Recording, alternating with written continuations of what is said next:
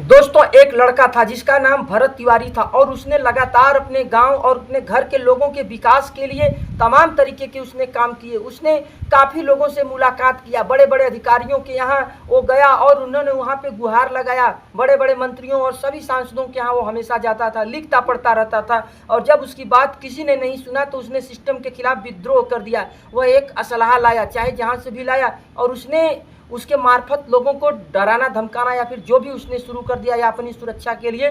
हाँ, ये बात सच है कि वह अवैधानिक तरीके का प्रयोग कर रहा था, जो कि कानून की भाषा में अवैधानिक है। तो ऐसी स्थिति में उसने, मगर उसका नीयत कहीं से भी खराब नहीं था, उसका नीयत हमेशा से सही था। मगर दोस्तों, अब उसको क्या हुआ कि सभी पुलिस वाले आते हैं, घेर के न जाने किसके सह पे या अपने मन से उसको गोलियां मार देते हैं। और यह सरासर एनकाउंटर नहीं था, यह था मर्डर।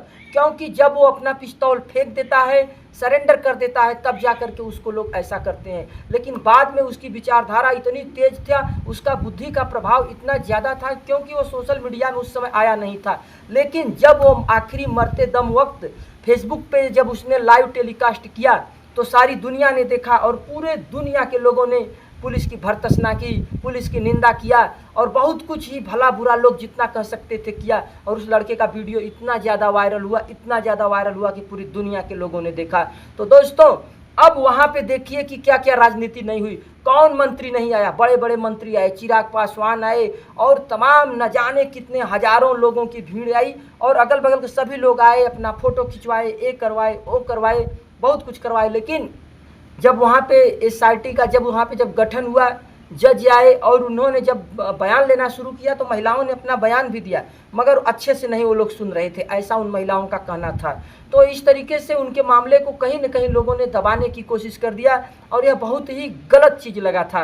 ये बहुत शर्मिंदगी की बात थी, क्योंकि उनको अभी तक न्याय नहीं मिला। अब उसी बीच में उनके माता पिता और उनके परिवार के लोग डर गए, थोड़ा सा पारिवारिक प्रेशर्स में डर गए या फिर लालच में आ गए कि क्या हुए कैसे। वहाँ पे मनोज तिवारी जब से जाते हैं तब से सारा मामला ही पलट गया। और मनोज तिवारी तो शुरू में एकदम नहीं गए थे और मनोज तिवारी का विचारधारा का स्तर देखते रहते हैं कि उनके मीम्स हमेशा बनते रहते हैं, उनकी बातों का कोई खास मतलब नहीं निकलता है, उनको कुछ जानकारी में जो मुंह में आता है वो लोग अपना बोल देते हैं, मीठा बोलते हैं और कभी कभी तो लोगों को डराते धमकाते हुए भी नजर आते हैं। तो इस तरीके से तमाम तरीके की घटनाएं चल रही थी। अब यहाँ पे ये सब बातें सोचने और समझने वाली हैं, क्योंकि बिना सोचे समझे कुछ नहीं समझ में आता है। अब देखिए कि जोइनिया गांव आज फिर बाढ़ में डूब गया है, वहाँ के लोग त्राहिमाम त्राहिमाम कर रहे हैं। टाइगर यादव की टीम लगातार खाना पानी ये सब मैंने सोशल मीडिया पे देखा है, वहाँ जाके नहीं देखा है, पहुँचा रही है, कभी गैस सिलेंडर क्या क्या और स्कूल बैग तमाम कुछ वो लोग वहाँ पे कर रहे हैं। मगर अभी तक न्याय नहीं मिल सका। उन दोषी पुलिसकर्मियों की फांसी भी नहीं हुई, उनको सज़ा भी नहीं हुआ जो कि लोग मांग कर रहे थे। और सस्पेंशन हुआ होगा तो सस्पेंशन में क्या होता है, आधा से ज़्यादा टीए डीए फलान ढेकान मिलता ही रहता है, तो पैसे तो उन लोगों के पास बराबर हैं, उन लोगों को कभी गरीबी में जाना नहीं पड़ेगा। और फिर अब लोग न जाने कितने दिन तक मुकदमा लड़ते रहेंगे। और एक चीज़ और है कि सरकारी नौकरी में जो नौकरी तुरंत निकाला नहीं जा सकता है, क्योंकि आर्टिकल 311 के तहत आर्टिकल 311 सुरक्षा देता है, उनको जीवन जीने का अधिकार देता है, तो यहाँ पे पैसे मिलते जाएंगे। अब देखिए कि प्राइवेट नौकरी में सारी सुविधाएं हैं नहीं, प्राइवेट में जब मन तब जिसको मन तिसको लात मार करके निकाल दिया जाता है, कोई कुछ नहीं कर पाता है। तो प्राइवेट नौकरी को लोग छोड़ करके बराबर लोग सरकारी नौकरी के लिए जाते हैं, पूरा अपना पावर क्षमता लगा देते हैं, लेकिन फिर भी नहीं मिलता है, क्योंकि वहाँ पे पद बहुत कम है। कुछ थोड़े से लोग ही सब कुछ कब्जा करके रखना चाहते हैं और अधिकतम जनता अपना भूखा प्यासा रहे, मजबूर रहे, ऐसा ही तो बात है। अभी देखिए तमाम छात्रों का आंदोलन चल रहा है, किस तरीके से पिटाई हो रही है, वीडियो देख करके लोग डर जाते हैं, यही सोचते हैं कि अब हम कहीं न जाएं। तो इस तरीके से मामला चल रहा था।